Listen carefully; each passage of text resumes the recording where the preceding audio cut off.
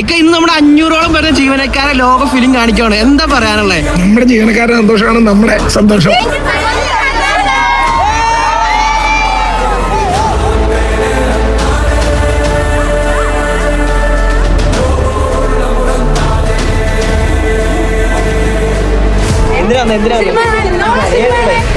സന്തോഷമുണ്ട്. Thank you so much.